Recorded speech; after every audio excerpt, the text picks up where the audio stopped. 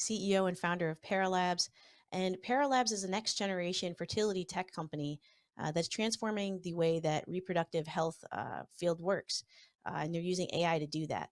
So let's talk a little bit about Pera Labs and why you started it. Yeah, um, Pera Labs, it's coming all the way from my PhD studies. Like sitting in front of the microscope and just like try to spend several hours, do the sperm analysis, and then talk to the clinic guys and just try to figure out, how long this process takes. I was really burnt with that. And then I was hoping that one day somebody should just innovate this whole process. That happened to be us. So I think the time was perfect in terms of the technologies. The deep learning was accepted in the healthcare applications, and microfluidic chips were also getting cheaper and more affordable for startups to integrate. So we started in 2018, but altogether the company got together in 2019 officially. So with some software engineers and hardware engineer and myself, and then we have another person in the medical device sales. That's how we started. So how long ago did you start Pera Labs? How long ago? So that's like as a project, it started basically, I would say 3 years.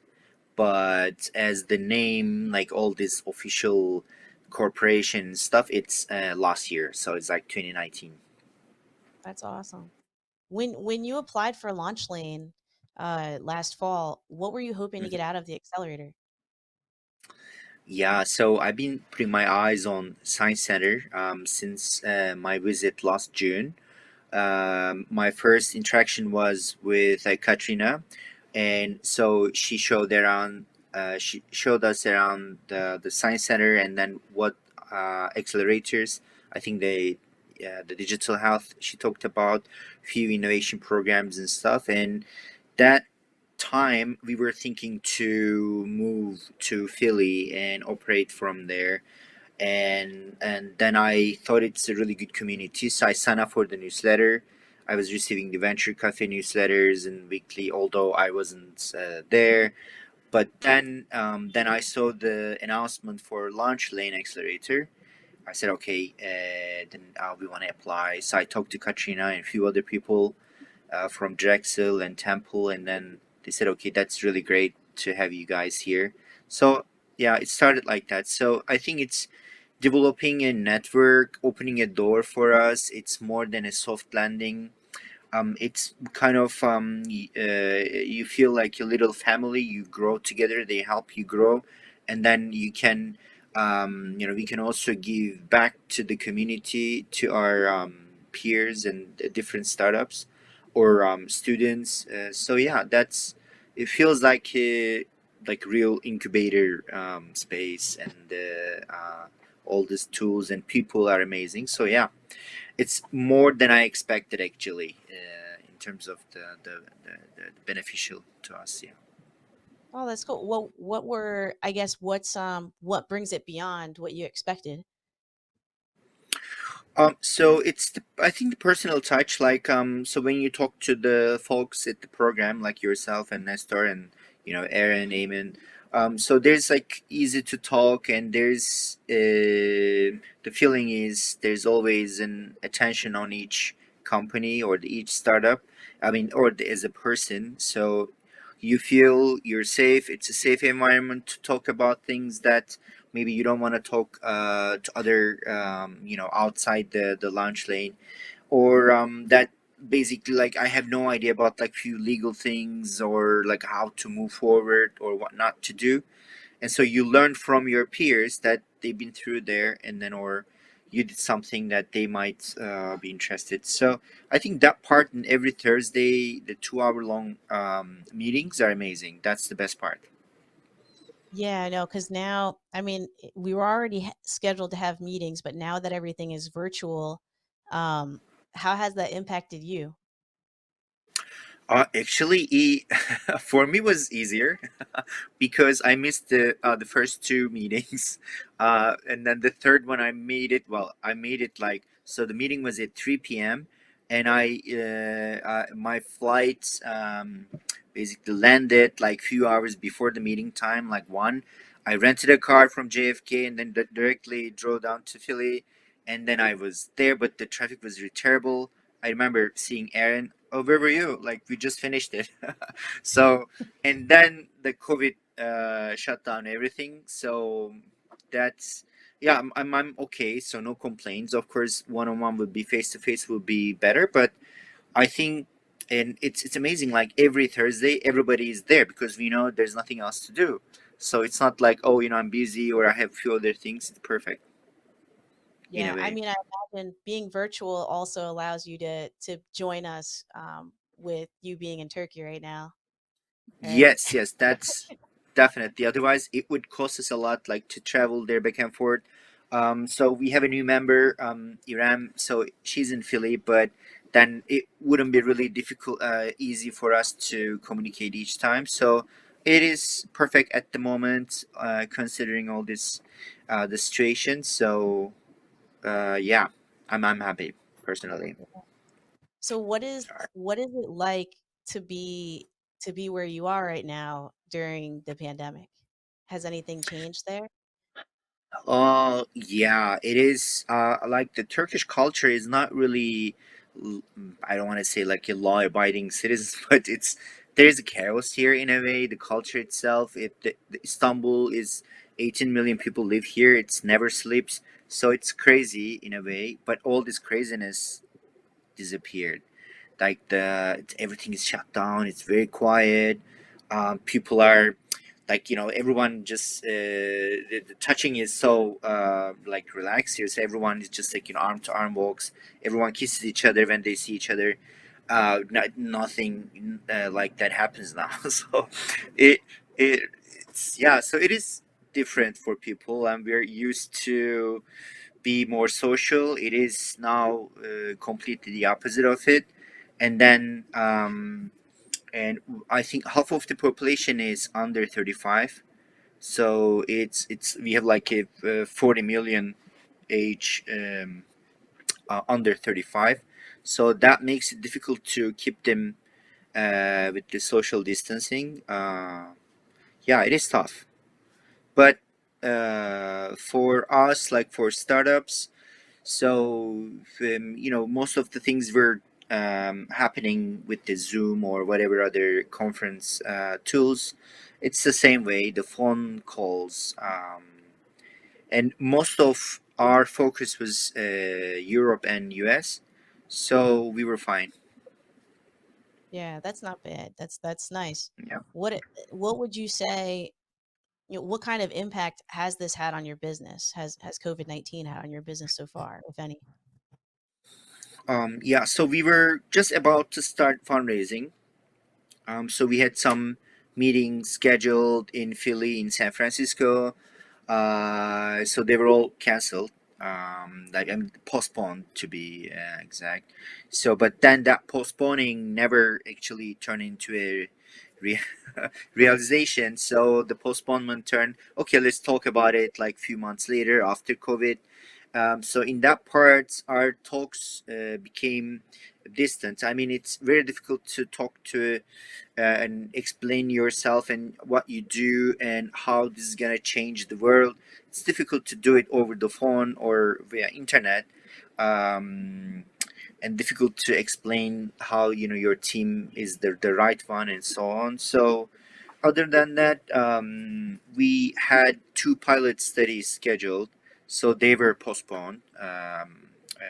One in Netherlands, and then one is going to be happening in Philadelphia.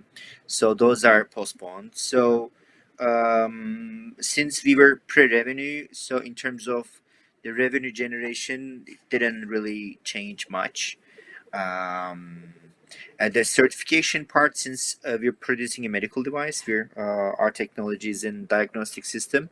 So the certification part, I think, that created a little delay, but the delay was kind of. accepted by the authorities. So then they delayed the deadlines and a few other things. So I think it worked better than I expected for our situation. That's Yeah. good. That's good to hear. And Yeah. I mean, especially if you're pre-revenue, because right now a lot of people that are reaching out to me for advice are asking me, how can I generate revenue right now? And they're in a big Yeah. struggle because they were leaning on that expectation.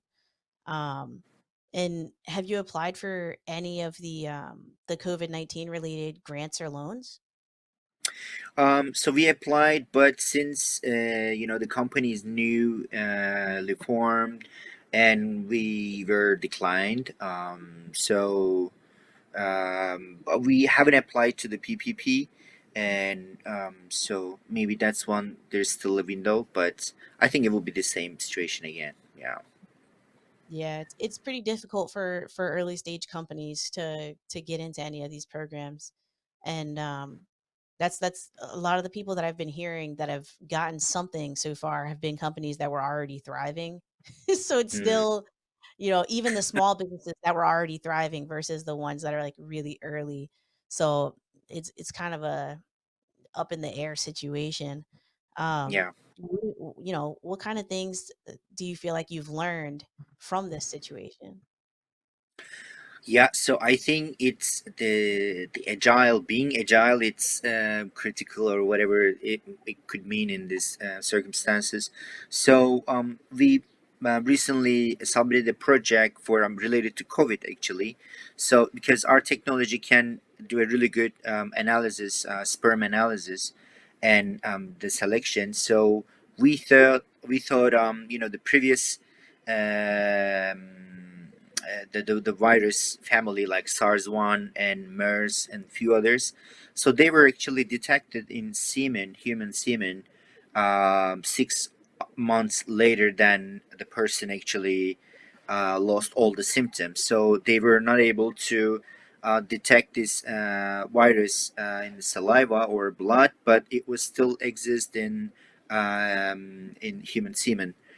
So we don't know, of course, it would be the same case for the SARS-CoV-2. So we wanted to check out if actually we can detect in human sperm, because it will be important, right? Until now, if you are, let's say, if you're not a HIV positive, or if you don't have any viral infections, if there's some states kind of pushes you to do the testing before they collect your samples, but some of them they don't. If you don't tell them, they don't. So but after COVID, there a lot of people are recovering, like millions all around the world, and all these fertility clinics now will have to make sure that they don't have the COVID infection still. Or if they will be, most probably they will be denied from the having a child through in vitro fertilization. That's especially for like gay couples, it will be a really really problematic, because it doubles the risk for them. So we wanted to do a little study with that. So we wanted to see if actually we can use our technology for other things. So then our value proposition remains significant. Yeah, Yeah, that's those things we interesting. learned. So you saw a possible opportunity. That's I great. think so. Yeah, it is. Yeah, so you have to be able to see it. If you're say, okay, you know what, this is what I do. I don't do anything else. This is our product. That's already makes us like a small business, but not a startup. So we are here to disrupt. So the brain's supposed to be like continuously working for like finding new solutions or better solutions. So how would you, I guess, how would you say you're disrupting with Pera Labs? Yes, so that's a good question. So far, like all the technologies, pretty much allows you really do a really good analysis of the sperm, gives you a report. Okay, you're good. Like 30% of your sperm are in good shape or not. Sorry, or good. But they cannot select the ones they analyze, and then they determine that they're really in good shape. They look at it and they go back, and then they take another sample. What we do is, so they can analyze it, and then right away they can select the ones they just looked at it. So it's like a WYSIWYG editor for, if you do an analogy. What you see is what you get. But in the other technologies, you look at it, but then you go back, you mix the soup, and then you select one, but random. You may get it or you may not get the best sperm. That's what Oh, it is, wow. I think. Yeah. Yeah, and I think that is really significant because the amount of money that people pay for fertility Yeah. treatment, I mean, you want to make sure that that stuff's working. So Yes. Yes. right now, So people don't do that. Is that what yeah, you're I saying? mean that's why the I think the world average is 5 cycles to be able to conceive a child. 5 times in the States, it's like almost $80,000 they have to spend. I mean, that's the financial burden. On top of that, there's the psychological burden on the couple. So I mean, they're not really functional for the society during that period. That takes like 2 years, at least $80,000. And it's the sad part is, I remember this the tweet. Someone put all the injections the poor woman needs to take it for the hormonal preparation. It's crazy. So many chemicals going to the body. So and then they have to do this 5 times at least. So our hope is to our plan is to decrease this to maximum twice. Oh, So it wow. will save money to couples, and then the clinics can have more patients. It will speed up the process, and it will be a better, nicer society with less burden people. Let's say, Yeah. yeah. Yeah, I think I would definitely one of the biggest reasons why I stop myself whenever I think about having kids is because I know I'll Hmm. have to go through that process and how expensive it'll be. So hopefully your product will help bring that cost down for everybody at some point. And and then I Yeah. can think about having kids. Good. Cuz kids are expensive. Yes, that's our goal. You know, just getting pregnant is step one, and then after that, it's just like it's the price just continues to skyrocket. The cost of children Yeah. is enormous, and to think about all the people who pay to pay for fertility treatments for years, even to try to Yeah. get pregnant. I mean, it's just really sad. And I think I had mentioned, you know I have a relative that went through this process, and it's just not fun. It's just not fun. And you're right, to try to function when you're going through this is difficult because you can't really talk to people about it. Hmm. Or a Hmm. lot of people choose not to because it's already a discomfort, especially if you're a married couple and Hmm. it's your Hmm. husband is not performing the way that you want them Yeah. to Still a have you go. taboo. Yeah. Yeah, it's devastating. And um I just really hope that there's a better way. I hope Pera Labs becomes that better way, and I think you will.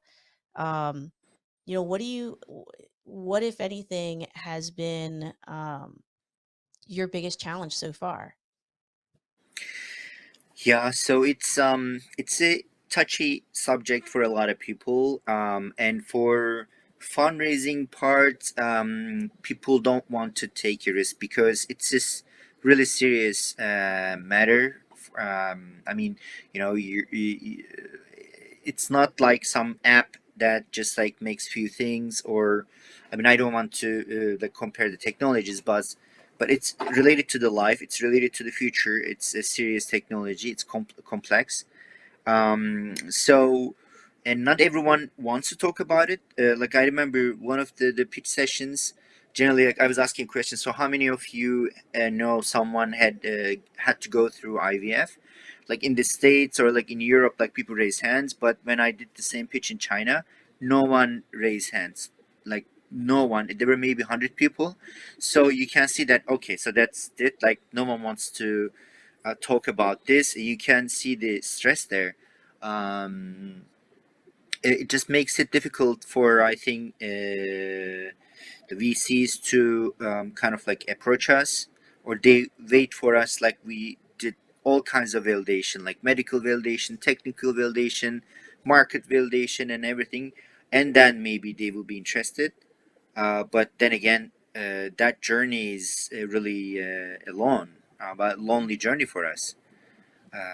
So no one wants to help us now to go through the certification. That certification process is like 12 months. That's the really difficult part for us. Yeah.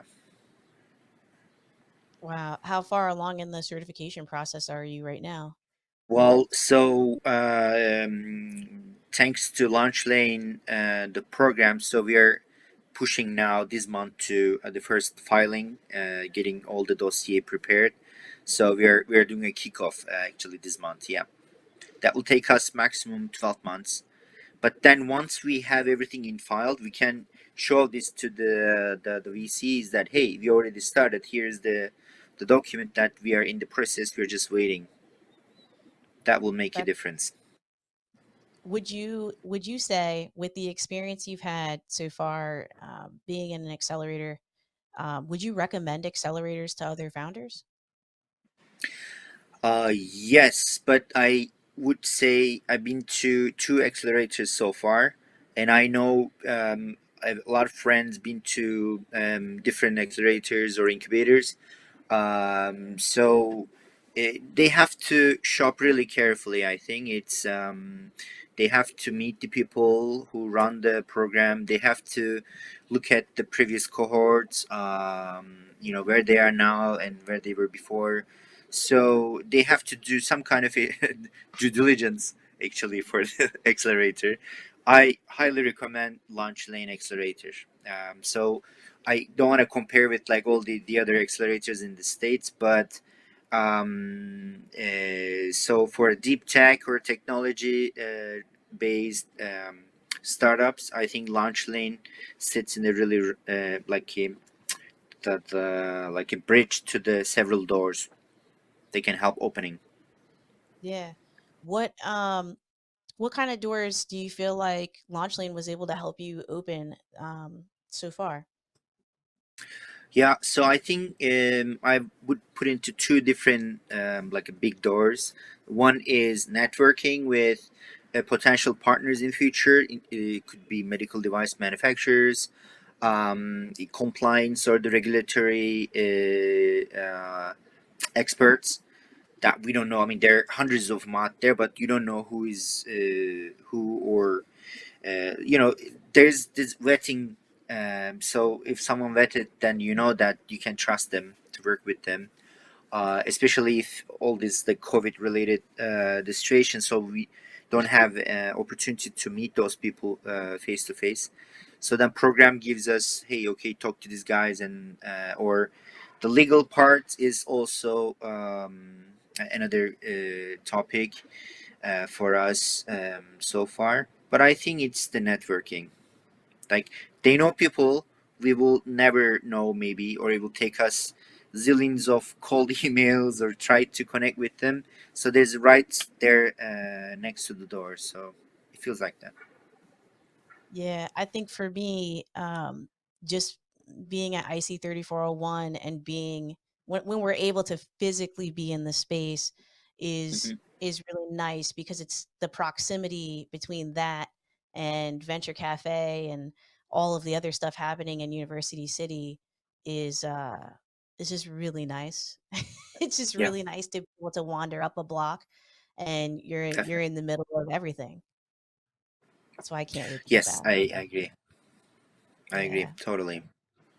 You know what's crazy is I had prior to working in that location, I had worked in Center City and I've worked in Northern Liberties area as well. And I feel like for one, I had no idea that there was so much going on in University City area at all. And I'm just really impressed with that. I think that the work that the Science Center has done to make it a hub for innovation and having Quorum and Venture Cafe and CIC and IC 3401, all of these spaces be within a really close proximity is just awesome. And not to mention that it's a very international space, like you had mentioned.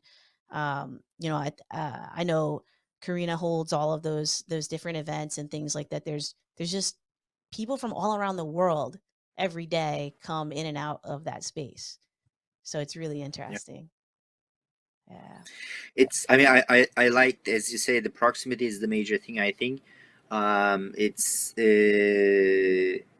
interesting because it's right there. You just walk, 1 block, and then the campus is there, so then you can talk to the academicians. It's And you also have the students, kind of. It's a nice network with the ecosystem. I think it creates a functioning ecosystem. You don't have to take a bus, or like you just hop on the metro or something. Then you would have to go like 40 minutes to somewhere. It's not scattered. So Yeah. Definitely not scattered at all. I love it. Um and I want to ask you this question. I'm trying to think of how to word it. When this all passes, I feel weird to say when this all passes because we don't know when COVID-19 will pass or if it'll pass at all. Um, but when things start to normalize again in some kind of way, what are you most looking forward to doing? mm, yeah. So okay. So I've been dancing Argentine tango almost like 20 years. That's my like passion. I also had Yeah. businesses in that, and then we dance almost like every night in different locations. There are dance festivals, marathons, and retreats, and few other things happening all around the world almost every night. I think that's the most important for me, that I miss dancing, and I think it will be really it will take long time for the tango dancing to start again, because it's just really close proximity, so it's not really social distancing. So I really want to go back to dancing, put my dance shoes, and feel the embraces and the music. I really miss it. I think that's the most desirable thing I really put on my list, like a number one. That's it. Yes, yes, That's yes. I'm so looking forward impressive. to it. How how did you have time to get a PhD, start a company, and also do the tango? Like, how do you find time to do all of those things? Yeah. Yeah. So when I was doing my PhD, so actually with my ex-wife, we own a dance studio in Montreal. So that was the two things, and then it was like that's it, like nothing else. I mean, like the Montreal Jazz Festival is really good. I was there 6 years, and I think I was able to go like only once. So then, of course, then all of your friends from tango, and then you go vacation. You do the vacation related to tango. You go to Italy or somewhere that, or Argentina. So it changes things, but again, you still have time. So the PhD was done. Then the startup parts took over, and tango stayed pretty much. But then I wasn't doing much professionally then. I was just dancing socially, and then just more. And my focus was mostly on the startup developing. But again, you go to a conference or you go to a pitch session. In December, I was at YC interviews, and when I was there, the first thing I look, okay, so who I know in this San Francisco area. Then I met people, and I knew some old friends. We went out dancing after the YC interview that it didn't go well, anyways. So it's fine. It's always a good thing to have the release points and socializing. It's really, really important. Yeah, it It's definitely like is a important. balancing. Yeah, balancing is, I think, way more important than a lot of people talk about when it comes to running a company. I think that Hmm. you really need to find the time to do something that puts you into a meditative state. And I think that first off, that's amazing that you dance. I've been thinking about learning how to dance at some point. I've Hmm. gone to salsa nights and things like that. I've never tried the tango. It looks complicated. You'll have to show me sometime. I'm totally Yeah. into it. When you're in Philly, if Yeah. there's a place that I can go learn, let me know. Um, Sure, sure, how sure, do you definitely. That'd be great. How do you feel that dance has impacted the way you run your business? Does it at all? Yeah. So because so the dancing, it's so you have to first well, you're not dancing by yourself. That's like a different. That's like, I mean, maybe if I did hip hop would be okay, but when you're dancing tango, it's couple dance. So then you have someone in front of you.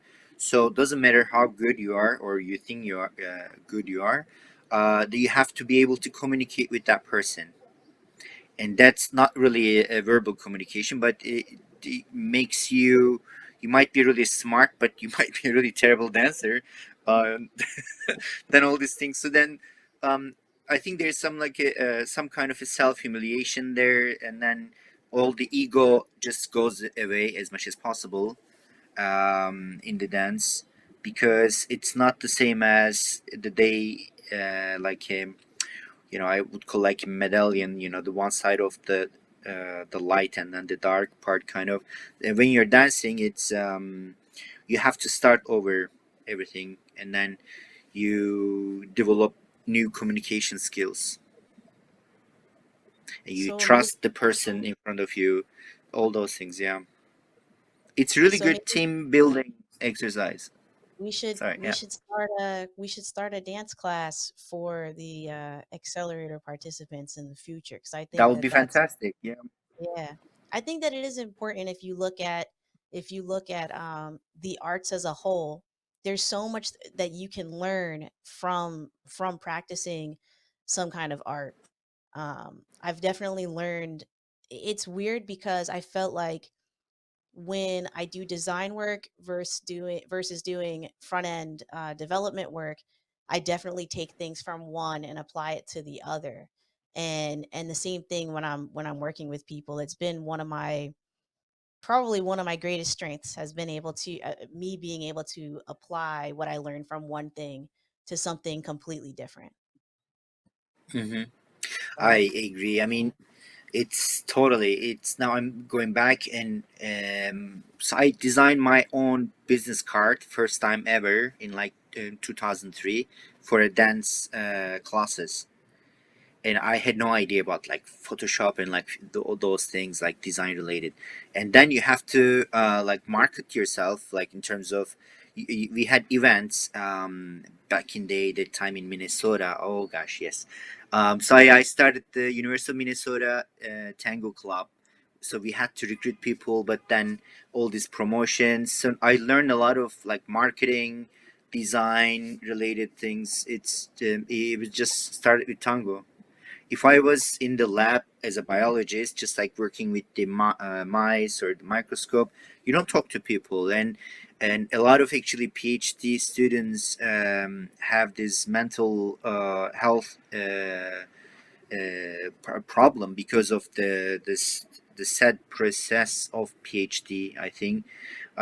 So I didn't want to be stuck in the room and totally asocial, and then you're not communicating with people. So it helped a lot to keep connect with the people, like average Joes and other people. yeah, I think that's really important. What would you say is your superpower? My superpower, my superpower. I take stress really stress doesn't do anything to me.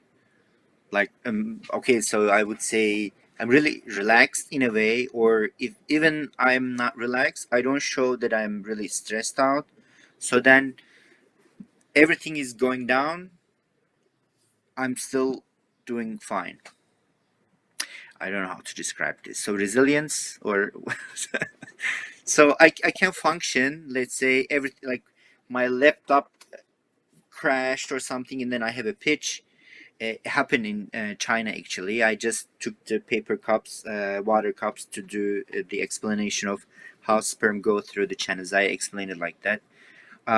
Spontaneous solutions. I'm good at it. Yeah, I think Practical being solution. able to be spontaneous uh, is really important, especially with the questions that people get asked when we're trying to do fundraising and things like that. Yeah. Because you never really know what you're going to get, and it could be something totally off the Yeah. wall. Yeah, Yeah. It has high risk, but it's worth it, sometimes. right? Yeah. No Yeah. complaints so far. Would you say you enjoy being a founder? Yes. I think that's yes. I mean, I was in academia before. I was a almost. I was becoming an assistant professor, and then just going to the ivory tower. But the this founder and the startup, it's the ecosystem. It's really helping me grow each day. I keep learning a lot of things and I realize that doesn't matter how much you know about your own expertise, it means nothing unless or until you can explain to people and then make it something bigger that I cannot do by myself. Yeah. Yeah, Yeah, we always need to reach out and work together. I highly recommend for people to be as collaborative as possible and open and willing to ask for help when they need it, because I think that that's also how you benefit from something like an incubator or accelerator program, is that you have to be willing to not only be coachable, but you have to be approachable and open to feedback and open to ask for help. Otherwise, you're going into a program and you're not going to get what you need out of it. All right. definitely. I agree. Yeah. Yeah. So, how can people learn about Pera Labs, and what kind of I guess what kind of things are you open to right now, in terms of people reaching out? Yeah, so we are some level at social media, so Twitter or LinkedIn. People can find us at Pera Labs. And also, once the COVID-19 loosens up, and then more opportunities, for meetups, definitely we are interested in I would say cross-disciplinary projects in terms of they could be university related or education. So it's I think it is our goal is to have nice international community also inside the company, to have this like you have a potluck, imagine that. So we also, yeah, we're gonna have the potlucks, so everyone is welcome, of course. So we want to keep it new talents, new ideas, and with more people joining. So that's definitely so. I think we will start hiring end of summer in Philly. We will have few open positions, but I mean, you don't even have to like work with us, but you can come to the seminars we're gonna be doing, and we want to do at least one hackathon related to reproductive health. But since we have the artificial intelligence part and some hardware related things, so we're hoping to have some new, fresh brains to meet with us. Yeah.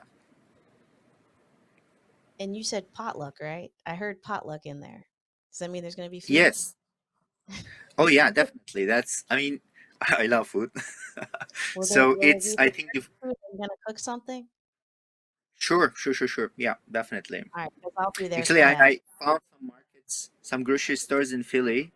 It's like a hidden gems. I think it's or for me, even like yeah, it's really good stuff. So definitely I think the potlucks are a way to go. We used to have back in the day like journal clubs, but just like really stressful and really boring for the graduate students. There's always this competition between the labs and stuff, but imagine that there's no competitions, everyone is like working for the same thing, so it will be better and more relaxed. Yeah. Is there anywhere you would recommend for food? I'm just throwing that Oh, out as a there. restaurant, no. In I haven't discovered any restaurants yet, but there's a grocery store. I can't remember. No. Anyways, but I think 10 blocks away from the. It's like a 46th Street or so. Anyway, I can't remember the name of the place. It's I'm really gonna really I'm gonna small. ask you again when you Yeah, do it it's the together. only one in the area, so it's very close to. Oh wow, that what was that grocery store? Big one. Anyways, yeah, Yeah, but I'm it's gonna around look like a at. 46th or something I think I know street. where you're talking about. I think I might know. I'll have to check back with you on that because I think that Philly Okay. is also a really big food city, and I think that we have some of the best food in the world. To be honest, as someone who does travel a lot, um, Hmm. so I think that's another good reason for people to consider applying for Launch Lane and being in Philly is you get to experience just the food culture and a lot of really great things. Not just the people, but the food is amazing. And yeah, that's that's all I want to say about that. Very I good just get point. excited about yeah, I get excited to think about trying new food to be honest, and I think that a lot of people there are a lot of people who don't think about Philly as a food city, but for anybody Mm. who wants to who loves food and wants to experience a different city, they should consider doing an accelerator program here. But I think it's besides a that, perfect match. Yeah. exactly, it's the perfect match.